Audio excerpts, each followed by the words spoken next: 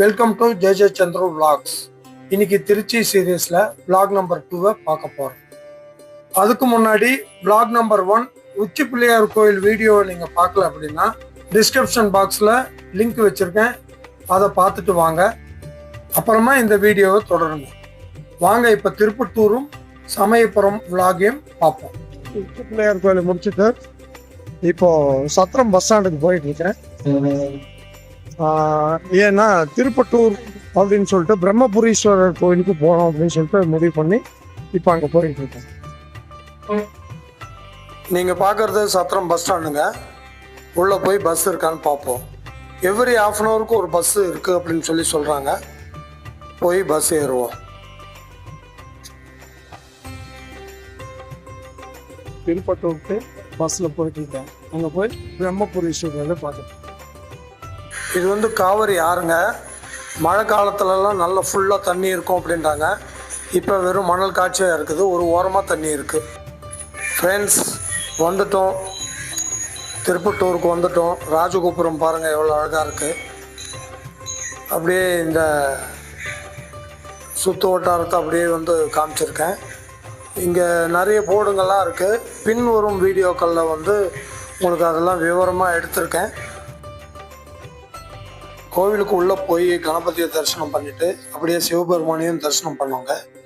இங்கே பிரம்மதேவருக்கு தனி ஆலயம் வச்சு அபிஷேகம், அலங்காரம், ஆரத்தி கொடுக்கறதுனால சிவபெருமானையும் ஸ்ரீ பிரம்மபுரீஸ்வரர் அப்படின்னு அழைக்கிறாங்க. அதே மாதிரி அம்பாளையும் ஸ்ரீ பிரம்ம சப்த கௌரி அப்படின்னு சொல்லி அழைக்கிறாங்க. தரிசனம் ரொம்ப நல்லா இருந்துச்சுங்க, ரொம்ப ப்ளசண்ட்டாக இருந்தது. நீங்களும் வந்து தரிசனம் பண்ணுங்க. ஸ்ரீ பிரம்மாவை பாருங்க. நாங்கள் போகிறதுக்குள்ள அபிஷேகம், அலங்காரம் முடிஞ்சிச்சு. ஆரத்தி கொடுக்கும்போது கரெக்டாக வந்துட்டோம். இந்த கோவிலுடைய சிறப்பு என்ன அப்படின்னா, யாருக்கெல்லாம் ஜாதகம் சரியில்லையோ அவங்க பேர், நட்சத்திரம், ராசிலாம் எழுதி வச்சுட்டு சாமிக்கிட்ட வச்சுட்டு வந்தோம்னா அந்த ஜாதகம் மாறும் அப்படின்றது இந்த கோவிலுடைய சிறப்பு. அருமையான குளத்தில் போய் இறங்கி கொஞ்சம் தீர்த்தத்தை தலையில் தெளிச்சுக்க தான் முடியல. அதுக்கப்புறம் அப்படியே உங்களுக்கு கோவிலை சுற்றி காட்டலான்ட்டு கோவிலை சுற்றி நிறைய சிவலிங்கங்கள் இருக்குது. திருச்சியிலேருந்து 30 கிலோமீட்டருக்கு அந்த பக்கம் திருப்பத்தூர் அப்படின்ற ஒரு ஊரில் ஸ்ரீ பிரம்மபுரீஸ்வரரையும் தரிசனம் பண்ணோம். பிரம்மதேவருக்கு இங்கே தனி கோவில் இருக்குது, அவரையும் தரிசனம் பண்ணோம். அதே மாதிரி அம்பாள் இருக்காங்க, கௌரி அம்பாள் அப்படின்னு சொல்லிட்டு, அவங்களையும் தரிசனம் பண்ணோம். கோவிலினுடைய சிறப்பு என்ன அப்படின்னு சொன்னால், ஜாதகத்தினுடைய ஏதாவது தோஷங்கள் இருந்தால் அந்த தோஷங்கள் இங்கே வந்து காலடி வச்சோம் அப்படின்னு சொன்னால் அந்த தோஷங்கள் நிவர்த்தி ஆகும் அப்படின்னு சொல்லிட்டு ஒரு ஐதீகம் இருக்குது. இப்போ கோவிலை வந்து புதுப்பிச்சிட்டு இருக்காங்க. ஸோ மற்ற சுவாமிகளெல்லாம் இங்கே தரிசனம் பண்ண முடியல.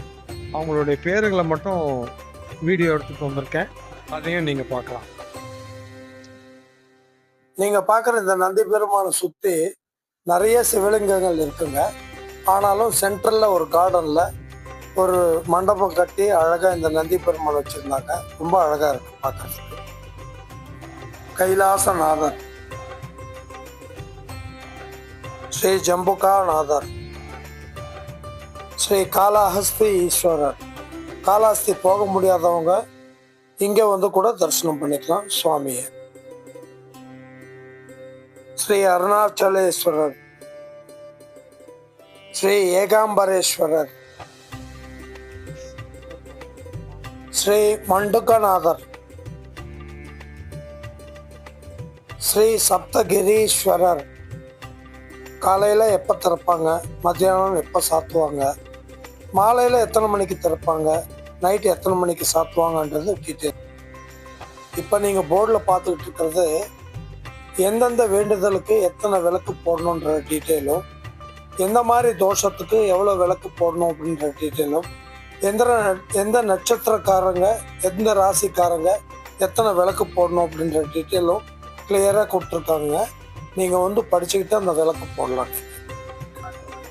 விசேஷ நாட்கள், பூஜை நேர விவரங்கள் இந்த பலகையில் இருக்கு, படிச்சுக்கோங்க. இது மெயின் ரோட்லேருந்து எடுத்துருக்கேங்க. இந்த லெஃப்டில் வந்து தான் பஸ்ஸு நிற்கும். இந்த இடத்துல வந்து நிற்கும். அப்படியே வந்து கோயிலுக்கு போயிடலாம். இப்போ இந்த சைட்லேருந்து சமயபுரம் பஸ்ஸு வரும். அதுக்காக நான் வெயிட் பண்ணிகிட்ருக்கேன். அந்த பஸ் வந்தால் சமயபுரத்துக்கு கிளம்பிடுவேன். அப்படியே கோவிலை சுற்றி காட்டுறேன் பாருங்கள். இந்த பக்கம் பார்த்தீங்கன்னா டூரிஸ்ட் வண்டிங்கெல்லாம் வந்து நிப்பாட்டுறதுக்கு இடம் இருக்குது. அதை தான் உங்களுக்கு காமிச்சிட்ருக்கேன். திருப்பட்டூர் பிரம்மபுரீஸ்வரர் கோவிலை தரிசனம் பண்ணிட்டு இப்போ சமயபுரத்துக்கு போயிட்டு பஸ்ஸில் வெற்றிகரமாக சமயபுரத்துக்கு வந்துட்டோங்க. அம்பாள் எப்படி வரவேற்கிறாங்க பாருங்க நம்மள. கோவிலோட ராஜகோபுரம் எவ்வளோ கம்பீரமாக இருக்கு பாருங்க, பார்க்கறதுக்கு ரொம்ப அழகாக இருக்கு. அம்பாளை தரிசிக்கிறதுக்கு உள்ள போகிறோம். நல்ல கூட்டம் இருந்துச்சுங்க.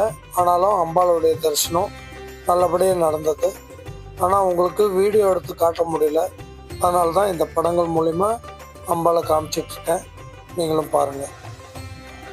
ஸ்ரீ சமயபுரம் அம்பாளை தரிசனம் பண்ணிட்டு வெளியே வர்ற வழி இது.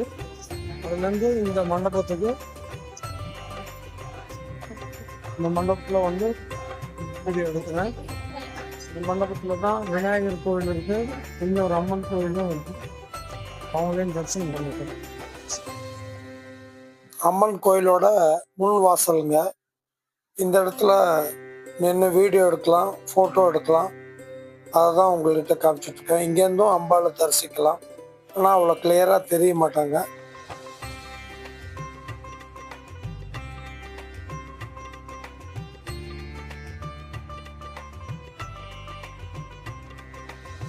சமயபுரம் அம்பாள் தரிசனம் நல்லபடியாக நடந்துச்சு. வாங்க இந்த வீடியோவும் நீங்கள் பாருங்கள். இப்போ நீங்கள் பார்க்குற வீடியோவில் அந்த கடைசியில் பார்த்தீங்கன்னா காவிரி ஆறு போயிட்டுருக்கோம். அங்கே குளிச்சுட்டு கூட அம்பாளை தரிசிக்க வரலாம். இது கடத்தருவங்க.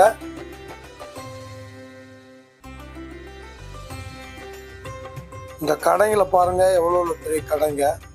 அம்பாளுக்கு எத்தனை விதமான அபிஷேகங்கள், எத்தனை விதமான அலங்காரங்கள் பண்ணியிருக்காங்களோ எல்லா விதமான படங்களும் இங்கே கிடைக்குங்க.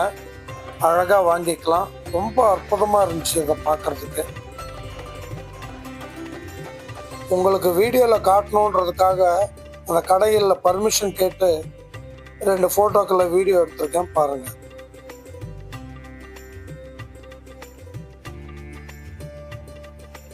நான் போயிருந்தப்போ நல்ல கூட்டங்க. அதனால் இந்த 100 ரூபா கியூவில் போய் தான் நான் அம்பாளை தரிசனம் பண்ணேன். இது ஃப்ரீ தரிசனங்க.